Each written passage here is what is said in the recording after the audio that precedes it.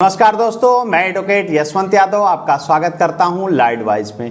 आज हम बात करेंगे आपके अधिकारों के बारे में। यदि आपने मल्टीपल लोन से डिफॉल्ट हो गए हैं और लोन वसूली के नाम से आपसे बहुत ज़्यादा हरास किया जा रहा है, जाती की जा रही है, तो क्या आपका क्या अधिकार है आपको पता होना चाहिए। ये आरबीआई की गाइडलाइन में आपको क्या क्या अधिकार दिए हैं, आपको सरकार ने क्या क्या अधिकार दिया है। तो कंपनियां जो आपके मान सम्मान का, आपके अधिकारों का जो हनन कर रही हैं, बहुत सारे रिकवरी एजेंट आपके मान सम्मान को खराब कर रहे हैं, जो हनन कर रहे हैं। आपको अपने अधिकार का इस्तेमाल आप भूल गए हैं, आप अपने अधिकार का इस्तेमाल भूल चुके हैं, आपको अधिकार पता ही नहीं है। और जो हमारे क्लाइंट हैं उनको अपने अधिकार पता है, और पता ही नहीं, उसको बखूबी प्रयोग करना भी जानते हैं। हमारे क्लाइंट को अपने अधिकार के साथ साथ उसको कैसे प्रयोग करना है उसको भी अच्छी तरह मालूम है। तो आज आपको अपने अधिकार के बारे में, और लोन रिकवरी एजेंट और लोन रिकवरी कंपनियां आपके खिलाफ क्या क्या प्रोसेस कर रही हैं, कैसे कर रही है, उसके लिए पूरा वीडियो है। आपका अधिकार क्या है। देखिए, आजकल के समय में डिजिटल लैंडिंग का ज़माना है, आसानी से लोन मिल जा रहा है, आसानी से लोन मिल जा रहे हैं। आपका पैन कार्ड देखा, सिबिल देखा, आधार कार्ड देखा, आपको लोन दे दिया गया। लोन देने के बाद आप लोन की ईएमआई डिफॉल्ट हो गए, किसी कारणवश हो सकता है, तो उसके बाद क्या करते हैं, आप एक लोन को चुकाने के लिए दूसरा, दूसरे के लिए तीसरा, तीसरे के लिए चौथा, पांचवा, छठवां, 10वां, 20वां, 25 लोन ले रहे हैं एक लोन को चुकाने के लिए। और आपके लोन अमाउंट जो होता है वो ज़्यादा हो जा रहा है, आपकी सैलरी कम हो जा रही है।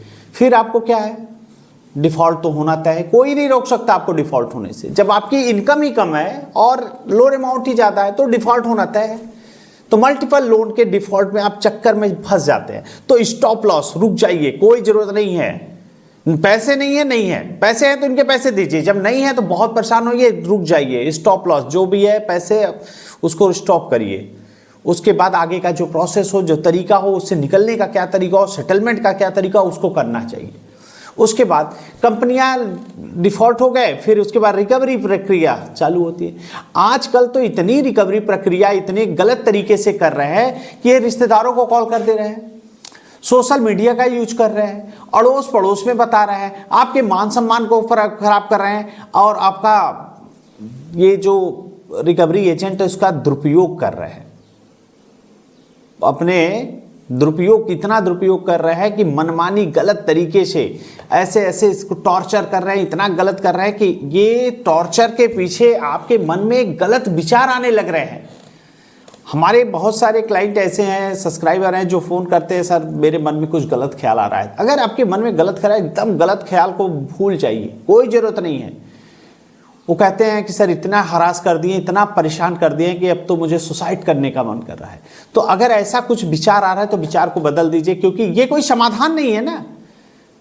अगर ऐसा कुछ कर लेते हैं तो सबसे ज़्यादा दिक्कत तक परेशानी क्या होगी, आपके परिवार को होगी। अभी तो आप हैं, किसी तरह आपका निकल जाएंगे। आज स्थिति खराब है, साल 1.5 साल बाद सब सही हो जाएगा, सब सही हो जाएगा, समय सब सही कर देगा। तो जो प्रोसेस है, जो प्रक्रिया है, जो करना है उसको करिए। मन में गलत विचार आता है और ये रिकवरी एजेंटों के कारण आता है, तो इनको इनकी भाषा में जवाब दे दीजिए। अगर ये आपके मान सम्मान खराब करते हैं तो इनको इनकी भाषा में ही समझाना पड़ेगा, कैसे क्या करना है, क्या नहीं करना है। तो कोई दिक्कत समस्या हो तो मैं हूँ, आपका जो भी नोटिस वगैरह आता है उसके लिए मैं हूँ। ये इनके प्रेशर से आपके मन में जो डर है, जो आत्महत्या का विचार आ रहा है, उसको पहले तुरंत निकाल दीजिए। क्योंकि ऐसे फ़ोन आते हैं या फिर ऐसे कोई मैसेज करता है तो मुझे बड़ी तकलीफ होती है कि आप एक छोटे से अमाउंट के लिए अपनी जीवन लीला को समाप्त कर रहे हैं, जो कि पूरी तरह से गलत है। ऐसा आपको नहीं करना है। कोई दिक्कत समस्या हो, मैं हूँ, आपके लिए नोटिस आ रही है, रिकॉल, डिमांड, आर्बिट्रेशन, जो करना है, जो भी प्रक्रिया करते रहिए। हो सकता है सेटलमेंट का ऑफर आ जाए, हो सकता है आपकी परिस्थिति अच्छी हो जाए।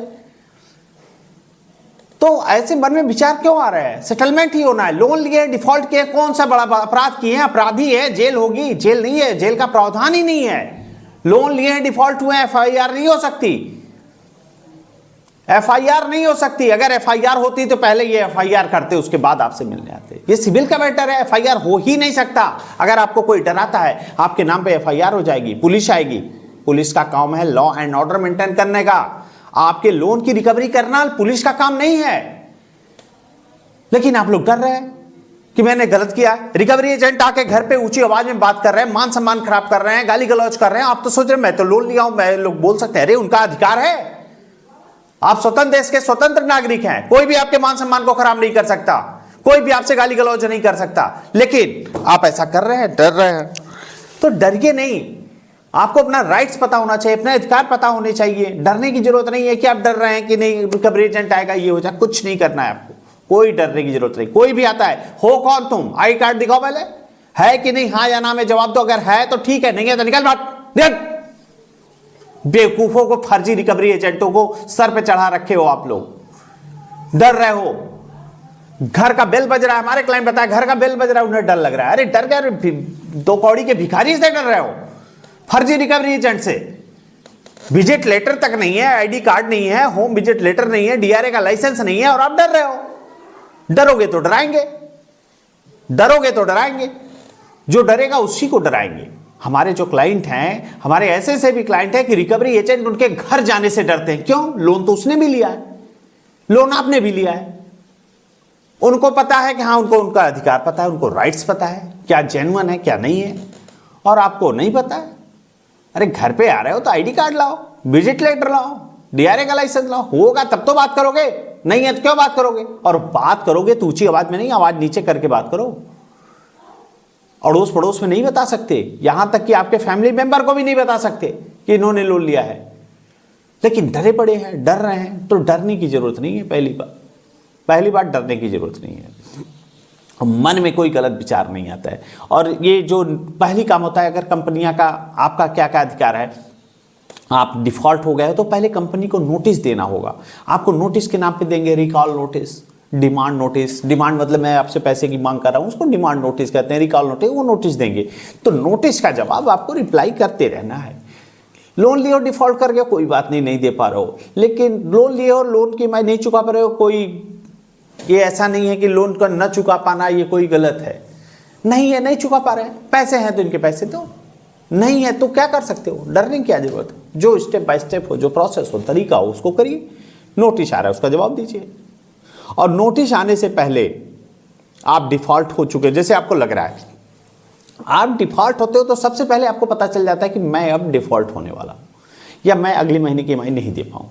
तो उस कंडीशन में आपको सबसे पहले पता है, तो आप क्या करिए, आप जरिए रजिस्टर्ड डाक से और एडवोकेट के माध्यम से, किसी एडवोकेट के माध्यम से एक प्रायर नोटिस कंपनी को दे दीजिए कि आपके कि आरबीआई की में गाइडलाइन में है कि आपको लोन लिए हो, डिफॉल्ट किए हो, तो कंपनी को कैसे पता चलेगा आपकी क्या परिस्थिति है, क्यों लिए हो, क्यों डिफॉल्ट किए हो, आप जेन्युइन डिफॉल्ट हो क्या हो।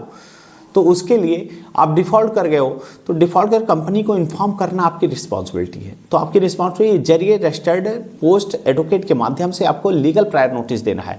और लीगल प्रायर नोटिस जो दीजिए तो जेन्युइन तरीका होना चाहिए, जेन्युइन प्रोसेस होना चाहिए। ऐसा नहीं कि आपने शेयर मार्केट में मैंने पैसे हार गए, लॉस कर दिए, या फिर मैंने गेमिंग में पैसे लॉस कर दिए, तो ये जेन्युइन रीजन नहीं हो। जेन्युइन रीजन क्या है, आपको मेडिकल इमरजेंसी है, जॉब कर रहे थे, जॉब छूट गई है, जेन्युइन है। व्यापार कर रहे थे, व्यापार में घाटा हो गया है, जेन्युइन है। किसी पारिवारिक समस्याओं में परेशान हो गए, तो ये जेन्युइन रीजन होने चाहिए। लीगल प्रायर नोटिस में जो दे रहे हैं उसमें जेन्युइन रीजन होना चाहिए। ऐसा नहीं कि मैंने ऑनलाइन गेमिंग में पैसे लॉस कर दिए, ये कोई जेन्युइन रीजन नहीं हुआ। जेन्युइन रीजन हो ताकि आप विलफुल डिफॉल्ट। और ये नहीं करिए कि हाँ मैंने मेल कर दिया है, कंपनी को इन्फॉर्म कर दिया, मेल कर दिया, मेल वोल नहीं करिए। जो काम जिसका है उसको करने दीजिए, एडवोकेट के थ्रू भेजिए। खुद एडवोकेट बनने की जरूरत नहीं है, क्योंकि एडवोकेट के थ्रू भेजेंगे तो एडवोकेट उस पर साफ साफ लिखेगा इस नोटिस का जवाब 15 दिन में दे दीजिए, देना होगा, नहीं तो हमारे क्लाइंट कानूनी कार्रवाई के लिए स्वतंत्र होंगे। ये लाइन तो एडवोकेट ही लिख सकता है। हमारे क्लाइंट जरिए रजिस्टर्ड डाक इसको स्पीड पोस्ट करना होता है और जेन्युइन रीजन होता है। केवल मेल डाल देना या आप बात कर लेना, भेजना, जो काम जिसका है उसको करने दीजिए। एडवोकेट के माध्यम से आपको लीगल प्रायर नोटिस दे दीजिए। और आरबीआई की गाइडलाइन में कहीं भी ये नहीं लिखा है कि गाली रिकवरी एजेंट गाली गलौज कर सकता है, ऊंची आवाज में बात कर सकता है, आपके मान सम्मान को खराब कर सकता है। ये कुछ नहीं है। रिकवरी एजेंट का काम है आपको आए इन्फॉर्म करके बताए क्या इन्फॉर्म करने में बताइए, क्या नुकसान है, क्या फ़ायदा है, क्या हो सकता है, क्या नहीं हो सकता, ये इन्फॉर्म करना होता है। ऐसा नहीं कि आ गए घर पे वसूली करने के लिए कि मैं लेके ही जाऊंगा। बहुत लोग कहते हैं आज पैसे नहीं आएंगे तो मैं यहीं बैठा रहूँगा। अरे मैं यहीं बैठा रहूँगा, तुम्हारा घर है, माने जबरदस्ती बैठ जाओ। घर के अंदर घुसने का अधिकार नहीं है, कुर्सी की तो बात ही छोड़िए, घर के बाहर निकलो पहले, घर के अंदर के बैठा के। बहुत लोग हैं चाय पिला रहे हैं, घर के अंदर बैठा रहे हैं, क्या बैठा रहे हो ऐसे फर्जी को,